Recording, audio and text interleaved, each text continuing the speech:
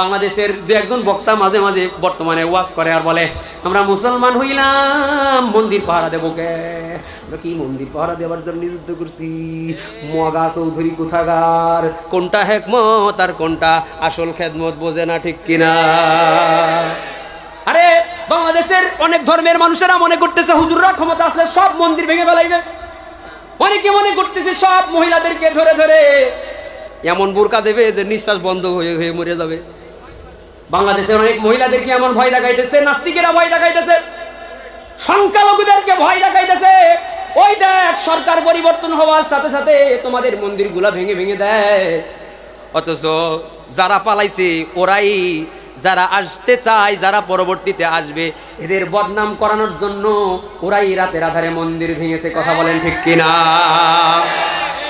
এজন্য এদেশের ইসলামী ধর্মের ইসলামী দলের কর্মীরা, এদেশের মাদ্রাসার ছাত্ররা, এদেশের মসজিদের মুসল্লিরা, এদেশের টুপিওয়ালারা রাতের আধারে মাজায় গামছা বেঁধে ঘাড়ে যায় নামাজ আর পকেটে মিসওয়াক নিয়ে মন্দিরের সামনে দাঁড়ায় গেছে। আল্লাহু আকবার। মন্দিরের সামনে দাঁড়ায় গেছে পুজো করার জন্য নাকি? এ মগা চৌধুরীর আমি কেমনে বুঝাইবো? ওর হিকমতের জ্ঞান নাই। এ বলে আমি আলেম হইছি, আমি কি মন্দির পাহারা দেব? মগা আলেম, মুয়াজ্জিন, ইমাম, মুক্তাদি, মুসল্লি মন্দিরের সামনে দাঁড়ায় গেছে কোনো দুষ্কৃতিকারী, পলায়া যাওয়া কোনো স্বৈরাচারের দোষর রাতের আধারে মন্দির ভেঙে অমুক তমুক ইসলামী দলের দোষ দিবে। এই আকাম কুকাম যদি করতে আসে, লাঠি ঠ্যাঙা সামনে নিয়ে বসে থাকলাম, পিটানি যতটুকু বাকি আছে মন্দির তার গোরস্থান বানায় দিব, ঠিক কিনা? মূলত এই কারণে আলেম উলামারা, টুপিওয়ালারা মন্দির পাহারা দেওয়ার জন্য দাঁড়িয়েছিল।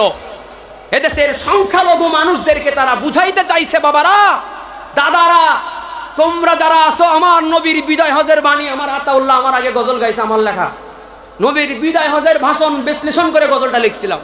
আমার ধর্ম আমার, তোমার ধর্ম তোমার। নবীর বিদায় হজের ভাষণ, ধর্ম নিয়ে কোনো বাড়াবাড়ি চলবে না। তোমার ধর্ম তুমি পালন করবা, আমার ধর্ম আমি পালন করব।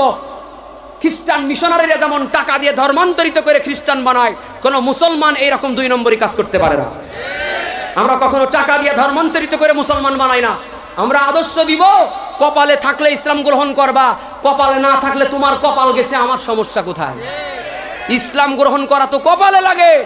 জোর করে মেরে মেরে ইসলাম গ্রহণ আমরা করাইব না। আলেমরা, টুপিওয়ালারা মন্দির পাহারা দিয়েছিল। এদেশের সংখ্যালঘু মানুষদেরকে দেখাইতে চাইছে, দেখো ইসলাম ক্ষমতায় গেলে, খেলাফত কায়েম হলে, আলেমরা যদি ক্ষমতায় আসে, তোমাদের মন্দির এখন যেমন আমরা কর্মীরা পাহারা দিতেছি, তোমাদের মন্দির আমরা ক্ষমতায় গেলে আমাদের প্রশাসনের প্রোটোকল দিয়ে তোমার ধর্ম পালন করার প্রোটেকশন দেওয়া হবে, ঠিক কিনা?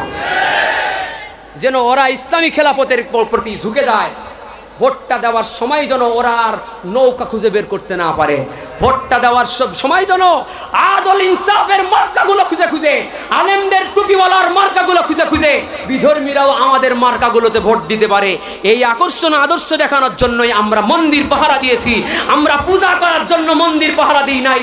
এই সামান্য জ্ঞান যুগ যার নাই, তার ওয়াজের মঞ্চে বসে বসে ওয়াজ করার অধিকার নাই। কারণ আমার বাবা জানতেন, আমার পিতা, আমার জাতির পিতা জানতেন যে আমার সন্তানেরা কেউ আলেম হবে যার কোনো হিকমত থাকবে না। এজন্য আল্লাহর কাছে দোয়াও করছেন, ওয়া আল্লিমুহুমুল কিতাবা ওয়াল হিকমা। মুক্তাজা হাল অনুযায়ী কথা বলার শক্তি আমার আলেমদের আল্লাহ তুমি দিও।